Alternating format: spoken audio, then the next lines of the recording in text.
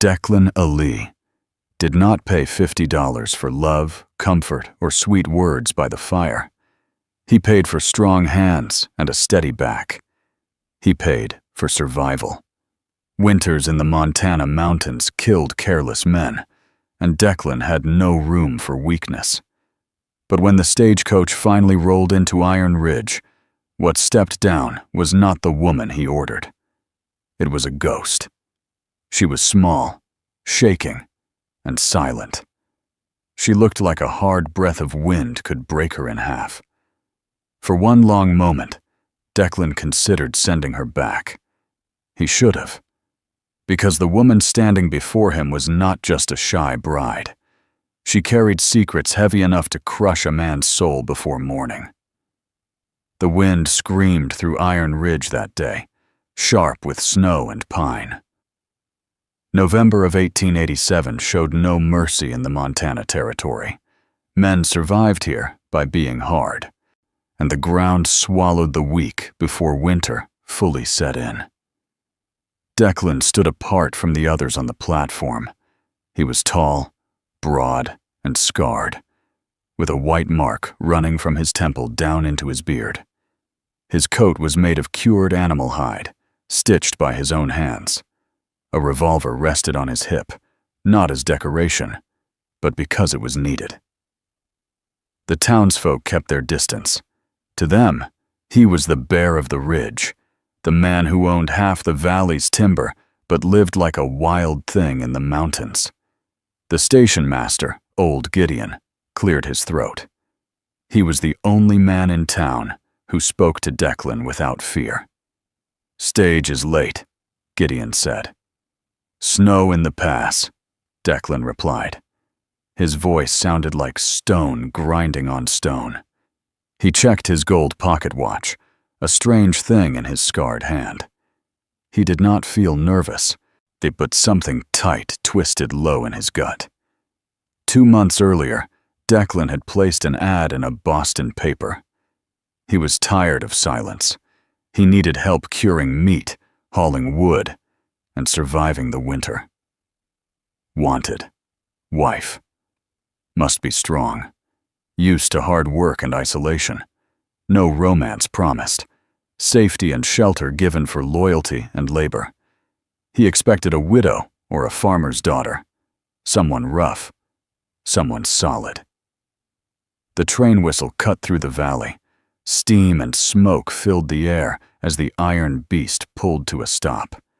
Passengers stepped down. Miners. A family heading west. Then the conductor helped the last passenger down. Declan's breath caught.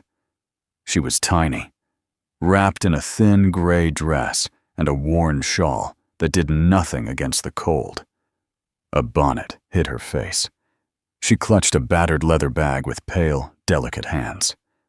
"Mr. Ali," the conductor called, waving a paper. "Delivery for Declan Ali. Miss Lydia Hartwell." Declan stepped forward. The crowd parted fast. "You Lydia?" he asked. She looked up slowly. Her face was pale, her eyes gray and wide with fear. She nodded once. "This is wrong," Declan said flatly. "I ordered a working woman." The conductor shrugged. "Paid in full. Papers signed. She's yours. Hasn't spoken a word since Chicago." Declan looked back at her. "You mute?" Her lips trembled. No sound came out. Declan swore under his breath. He could not send her back. No inn would take her. Another storm was coming. "Fine," he said. "Follow me." He took her bag and turned toward his wagon. He lifted her up without warning, his hands firm around her waist. She flinched hard at his touch, he noticed. Yet the ride into the mountains was long and silent. Snow thickened. The road narrowed into a scar along the cliff. Lydia sat stiffly, staring into the drop beside them. "Why come?" Declan finally asked. She pulled out a folded note and handed it to him. "I have nowhere else to go. I learn fast. I eat little. Please." The word please was smudged with a tear. By dusk, they reached his cabin. It was built of heavy logs, strong enough to fight avalanches and bears. Lydia stumbled when he set her down. He caught her against his chest and smelled soap and fear. A bruise showed on her cheek.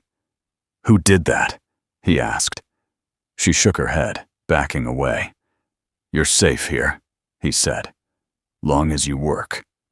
Inside, Lydia surprised him. She lit the lamp, fed the fire, and warmed the cabin. She ate quietly, saying a prayer first. You take the bed," Declan said. "I sleep in the loft. No duties." She nodded. That night, the storm came down hard. Wind slammed the cabin. Declan saw movement near the barn and grabbed his rifle. "Lock the door," he told her. He did not see the cougar until it was already in the air. The fight was brutal and fast. Claws tore his coat. Teeth crushed into his arm. Declan killed the beast, but not before it ripped his leg open. Blood soaked the snow. He dragged himself back to the cabin and pounded on the door. Lydia opened it. She did not scream. She pulled him inside with strength he did not expect. She pressed a cloth to his wound, her hand steady. Then she spoke. "Stop moving," she ordered, her voice clear and sharp. "You're bleeding out." Declan stared at her, stunned, as the shy, silent bride vanished before his eyes. The Declan drifted in and out of darkness, pulled under by pain and fever. The last thing he remembered clearly was Lydia's voice, no longer soft or silent, cutting through the chaos with calm authority. When he opened his eyes again, firelight danced across the ceiling beams, and the storm outside still howled like a living thing. His leg burned. His arm throbbed. But he was alive. He tried to move and failed. A strong hand pressed his shoulder down. "Don't," Lydia said firmly. "You'll tear the stitches." Her voice was steady, controlled, nothing like the frightened girl who had stepped off the train. Declan turned his head slowly. She knelt beside him, sleeves rolled up, hands stained faintly with dried blood. Her face was pale but focused, eyes sharp and unafraid. "You talk," he rasped. "Yes," she said simply. And if you want to keep breathing, you'll listen." She poured water between his lips. He drank, confused and weak. The night stretched on in fragments. Lydia cleaned his wounds again, changed dressings, and forced bitter tea down his throat. She worked without pause, without panic. When the fever took him, she stayed close, cooling his skin, murmuring commands that anchored him to the world. By morning, the storm broke. Sunlight spilled through the frost-covered window. Declan woke to the smell of bacon and coffee. He was in his bed. Clean sheets. His leg was wrapped tight and neat, his arm bound carefully. Lydia stood by the stove wearing one of his flannel shirts, sleeves rolled high. She looked exhausted, dark circles under her eyes, but she moved with purpose. "You're awake," she said. "You saved me," Declan replied. She nodded once. "Yes." Silence settled between them, thick but different now. "You're not Lydia," he said. She met his gaze. "No. My name is Eliza Vance," she continued. "Lydia Hartwell is buried outside St. Louis. I took her name because she didn't need it anymore." Declan absorbed that slowly. Why the silence? "My voice is known," Eliza said. "My husband was Judge Archibald Thorne of Chicago. Powerful, cruel. He did not like women who corrected him." Declan's jaw tightened.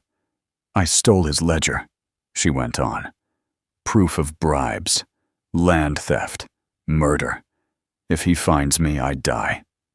Declan stared at the ceiling, then back at her. You brought death to my mountain." "Yes," she said softly, "and I would leave if I could."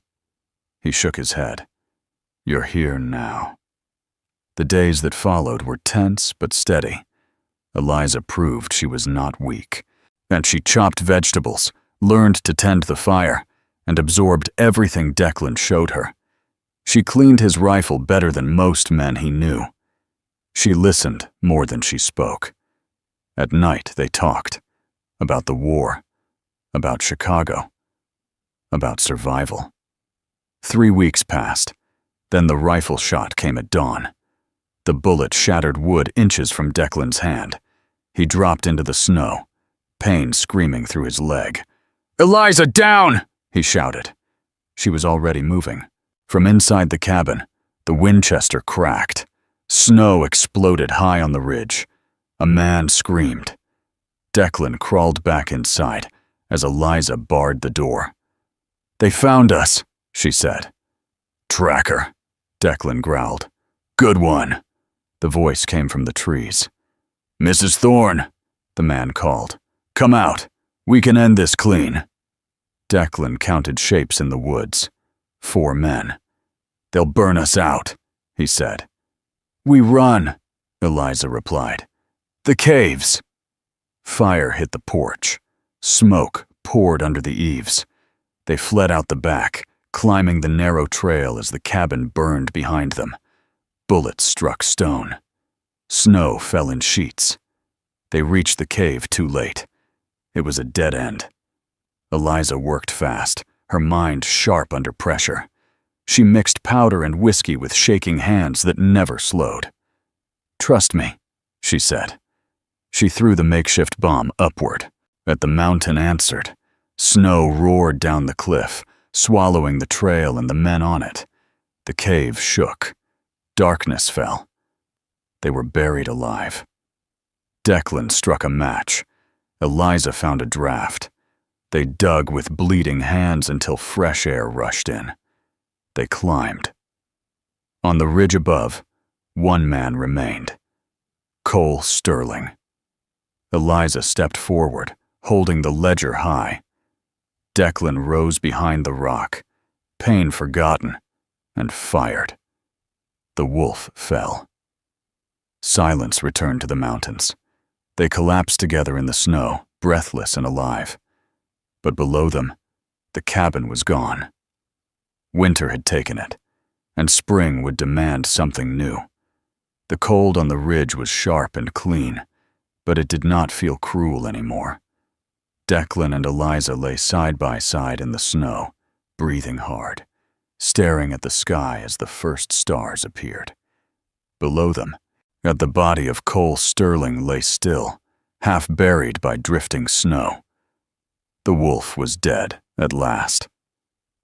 For a long time, neither of them spoke. Declan finally pushed himself up on one elbow, every muscle screaming in protest. His leg throbbed, but it held. He looked at Eliza, her face streaked with soot and tears frozen on her cheeks. "You ended it," he said quietly. "We ended it," she corrected. They climbed down slowly, carefully, finding a safer path as the light faded.